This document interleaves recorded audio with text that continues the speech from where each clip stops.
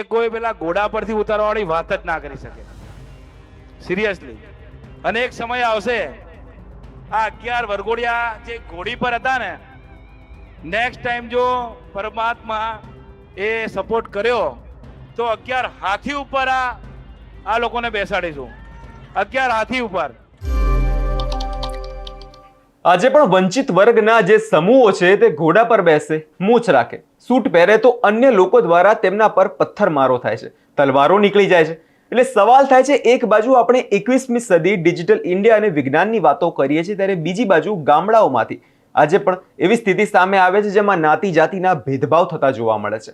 જે મુદ્દે હવે દલિત સમાજના પોલીસ કોન્સ્ટેબલે દરેક સમાજને સૂચન આપતું એક નિવેદન સામે આવ્યું છે. શું છે સમગ્ર મામલો, તેની વિગતે ચર્ચા કરીશું. નમસ્કાર, હું છું પ્રથમ મોદી, આપ જોઈ રહ્યા છો નિર્ભય ન્યૂઝ. આપણે જ્યારે ડિજિટલ ઇન્ડિયા બનવાના સપના જોતા હોઈએ છીએ ત્યારે વાસ્તવિકતા એક કડવું સત્ય આપણને બતાવે છે. ગુજરાતના રસ્તાઓ પર જ્યારે એક દલિત વરરાજા ઘોડા પર સવાર થાય છે ત્યારે કેમ અમુક લોકોના હાથમાં પથ્થર આવી જાય છે. આ પથ્થરો માત્ર વરઘોડા પર નથી ફેંકાતા, પણ ભારતના બંધારણ પણ ફેંકાય છે. સવાલ એ નથી કે કોણ ઘોડા પર બેઠું છે, સવાલ એ છે કે 21મી સદીમાં પણ આપણે જ્ઞાતિવાદમાંથી બહાર કેમ નથી આવી શકતા. અને હવે અન્યાય સામે દલિત સમાજ જાગૃત થયો છે અને અમદાવાદના રિવરફ્રન્ટ ઈસ્ટના પોલીસ કોન્સ્ટેબલે એક કેતન પરમારનું એક વિસ્ફોટક નિવેદન સામે આવ્યું છે. સૌ પ્રથમ તો પહેલા તે સાંભળી લઈએ. કોઈ પેલા ઘોડા પરથી ઉતારવાવાળી વાત જ ના કરી શકે, સિરિયસલી. અને એક સમય આવશે આ 11 વરઘોડિયા જે ઘોડી પર હતા ને, નેક્સ્ટ ટાઈમ જો પરમાત્મા એ સપોર્ટ કર્યો તો 11 હાથી ઉપર આ લોકોને બેસાડીશું, 11 હાથી ઉપર. સિરિયસલી આ વખતે નક્કી થયું હતું, પણ 11 હાથી મેનેજ ના થયા, 7 જ થયા. પણ 7 તો કરાય નહીં, કરવા હોય તો 11 જ કરાય. બાકી આ વરઘોડો પણ 11 હાથી પર નીકળવાનો હતો, પણ નેક્સ્ટ 11 હાથીનું મેનેજમેન્ટ આ 2 વર્ષ પહેલા એડવાન્સ બુકિંગ કરી દઈશું કે અમારે 11 હાથી શોધવા નહીં જવું પડે. કારણ કે જો આપણે કોઈ સમાજ વિરુદ્ધમાં બોલવા નથી માંગતા, પણ યાર અમે બી માણસ છીએ. તમે ઘોડા પર ચડો તો અમારે ઘોડા પર નહીં ચડવાનું. તમે થોડાક સમય પહેલા ગામના એક વિડીયો જોયો હશે. આપણે કોઈના સમાજથી નથી કહેતા, પણ એ સમાજની અંદર એવું દૂષણ છે, એ વ્યક્તિ ફક્ત કે જેને કોઈ આપણી સમાજનો વ્યક્તિ ઘોડા પર ચડ્યો તો તલવાર લઈને નીકળી ગયો. અરે યાર બાપા, ઘોડો એના પૈસાનો, સૂટ એના પૈસાનો, બેન્ડ બાજા એના, તને શું તકલીફ છે? પણ તો બી પણ આપણે એવી કોઈને ચેલેન્જ નહીં આપતા કે આવો 11 વરઘોડિયાને અમારા બીબી સિટી વાળાને રોકીને જોઈ લો. પણ આ શું કરવા કરો છે? શું કામ કરવું છે તમારે? એની રીતે એ લગ્ન કરે છે, તારી રીતે ભાઈ તું 10 ઘોડા મંગાય ને કોણ રોકે છે? માણ થોડા સ્ટેબલ થયા છે એ બી નહીં ગમતું. થોડા ઘણા એજ્યુકેશનમાં થોડાક જ આગળ ગયા છે તો બી નહીં પસંદ. અમે તમને રોકતા નથી, અમને શું કરવા તમે રોકો છો? અમે અમારી લાઈફથી અમારી રીતે જીવીએ છીએ યાર. ઘોડાઓ શું હાથી, અને મંગાઈશું હાથી તો જે લોકોને તકલીફ છે ને ભાઈ, લાઈવ લઈ લેજે તું, આ તો જોઈએ જ આપણે. જે લોકોને દલિત સમાજના વરઘોડાથી તકલીફ છે, ફક્ત વ્યક્તિની વાત છે, કોઈ પણ સમાજની વાત નથી. એ લોકોને ચેલેન્જ કરું, સાલા નેક્સ્ટ સમૂહ લગ્ન અમારા 11 હાથી પર વરઘોડિયા બેસાડીશું. તાકાત છે અને કરીશું.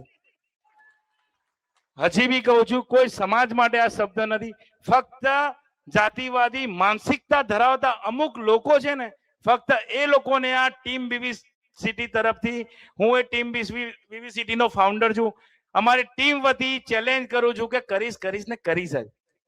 અને આ અમદાવાદ સિટી છે ને, એક સમય એવો આવશે ને કે જે ગામડાઓમાં તકલીફ પડે છે ને, ત્યાં બી આ ટીમ બીબી સિટી જશે અને સાલા કોની તાકાત છે જોઈ લઈશું.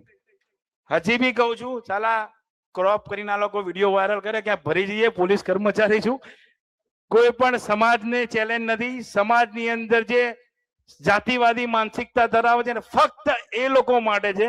અમે કરીશું અને પછી રોકીને બતાવજો, બરાબર ને?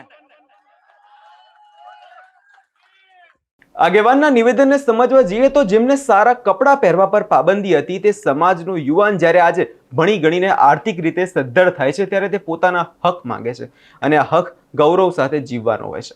હુમલો કરનાર તત્વોને ડર ઘોડાનો નથી, પણ એ વાતનો છે કે આજે આ યુવાન ઘોડા પર બેસશે તો કાલે સમાજમાં બરાબરીની સીટ પણ માગશે અને આ સંઘર્ષતા એ વર્ચસ્વની છે અને હવે તે તૂટી રહ્યું છે. જ્યારે ડોક્ટર બાબા સાહેબ આંબેડકરે કહ્યું હતું કે શિક્ષણ એ સિંહણનું દૂધ છે, આજે પછાત વર્ગોમાં પણ આવેલી જાગૃતિનું મૂળ કારણ શિક્ષણ છે.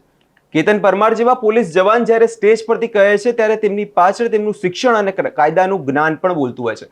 પછાત વર્ગો સામેની સૌથી મોટી સમસ્યા એક સમય એ હતી કે તેમની પાસે અવાજ નહોતો, પણ હવે સોશિયલ મીડિયા અને એજ્યુકેશનના કારણે દરેક યુવાન પોતાનો અવાજ ઉપાડી રહ્યો છે.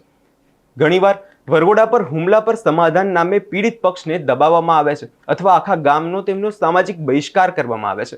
તેમને દૂધ, પાણી કે જીવન જરૂરી ચીજોમાંથી વંચિત રાખવામાં આવે છે. અને આ લોકશાહીમાં સૌથી મોટી હિંસા છે. કાયદો સજા આપે છે, પણ સમાજ જ્યારે બહિષ્કાર કરે છે ત્યારે તે માનસિક રીતે કોઈ વ્યક્તિને તોડી પાડે છે. પછાત વર્ગો આજે પણ અદ્રશ્ય દિવાલો સામે લડી રહ્યા છે અને લડાઈ માત્ર કાયદો જ પૂરતી નથી, પણ સમાજના અન્ય જાગૃત નાગરિકોએ પણ પીડિતોને પડખે ઊભા રહેવું પડશે. દલિત સમાજ આજે કહી રહ્યો છે કે જો અમે પ્રગતિ કરો છો તેનાથી અમને વાંધો નથી, તો અમારી પ્રગતિથી તમને પેટમાં કેમ દુખે છે? આજે આ સવાલ દરેક વ્યક્તિએ પૂછવું જોઈએ કે જે જ્ઞાતિવાદમાં માની રહ્યું છે. એટલે હવે જોવાનું રહ્યું કે આગળના સમયમાં શું આ બદલાવ થાય છે કે નહીં. આ વિષયને લઈને તમારો શું અભિપ્રાય છે તેમને કમેન્ટ કરી ચોક્કસથી જણાવજો અને અમારી ચેનલ નિર્ભય ન્યૂઝને લાઇક, શેર અને સબસ્ક્રાઇબ કરવાનું ભૂલશો નહીં.